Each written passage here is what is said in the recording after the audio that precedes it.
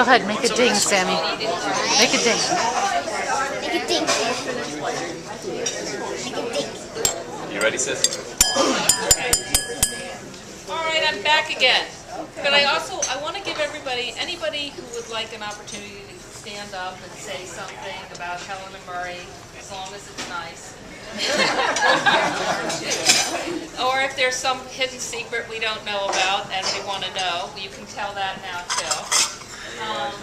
So we have an opportunity before dessert comes out. But I thought I was going to start it off because my kids are grown, so all my secrets can come out now and there won't be any repercussions, horrible consequences at this point.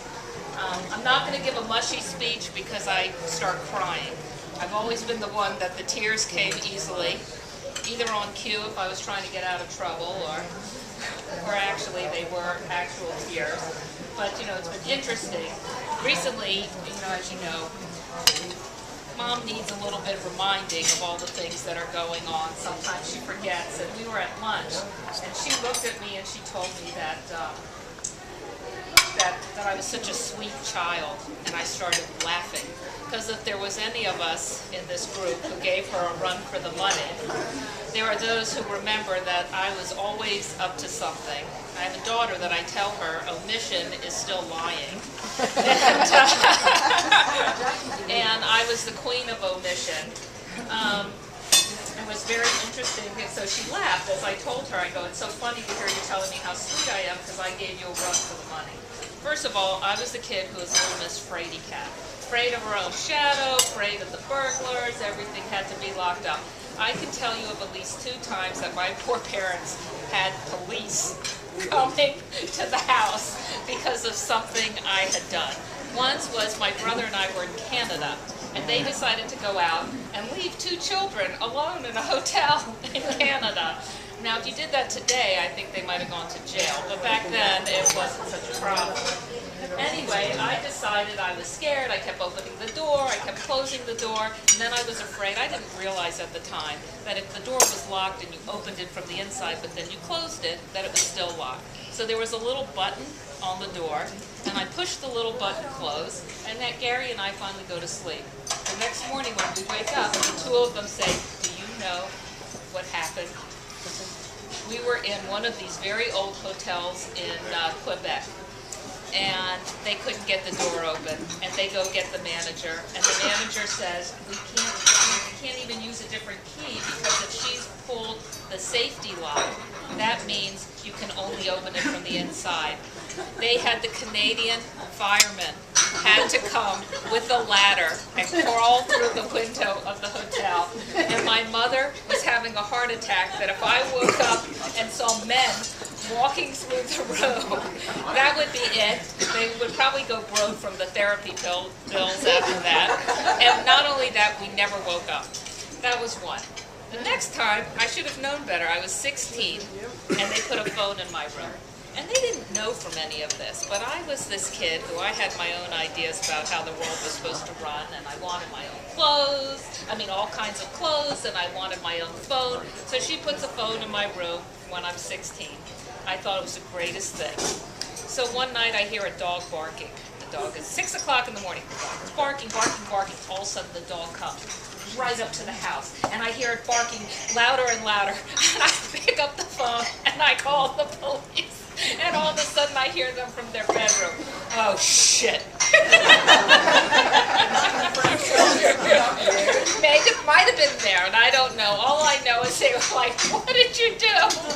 And the police come to the house because the newspaper boy had delivered the paper and the dog was barking, and the cop wanted to come in and see that I was okay, that I wasn't being abused. I didn't know they knew about that from that time. So to this day, whenever I'm alone, these 2 are worried about me, but I don't know who's going to protect each other from whatever boogeyman is out there. The next thing that I did was I used to traumatize my poor brother. And I guess that was paybacks. You know, most kids are happy when they get a little baby brother, but when they came home with Gary, I still remember to this day, I remember being nauseous the day you walked in with him. So I used to make him terrified of the posters on his wall. If I was running away from something with my friends, we'd lock him out. But in the end, thank God they had Gary because we're best buddies. Now, the next thing I used to do is, you know, they were very frugal people. You know, came through the Depression. My mother came from France. They didn't know from all of this nonsense with American teens. And I remember coolly looking at them and telling them, I need 10 pair of pants for school, 2 shirts to go with each pair of pants, not including jeans, because one could not wear the same outfit more than once a month to school. And I have to tell you, these two did it. If my kids did it to me, I would tell them where to get off the bus, but they did it for me in the end.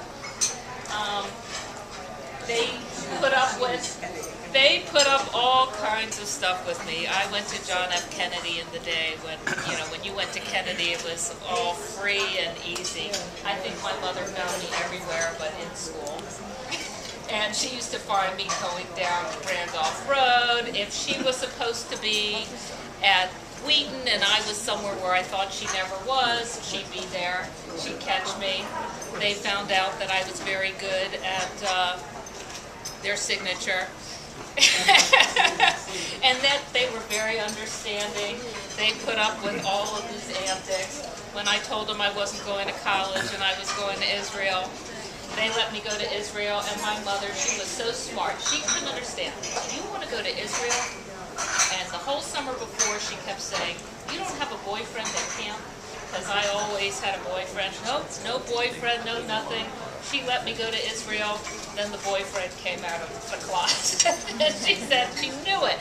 They always knew it, and they were always there for me anyway. So it's... So in one breath, I'm glad all she remembers. Can I take this food? Because I said, don't give me so much credit. I wasn't so sweet.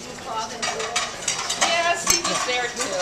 And then I would run off to California. I'd go to school, I'd run off to California, and I'd come back, and I'd go to school, and the one time they actually put their foot down, and I had to figure out something else to do, was when I told them I wanted to go to Maharishi International University in Ottumwa, Iowa, home of Radar O'Reilly from MASH, and they absolutely said no. So somewhere along the way, they let me do all of these crazy things. I gave them a run for their money, and then in the end, I ended up at Maryland, became a CPA, and became a mom.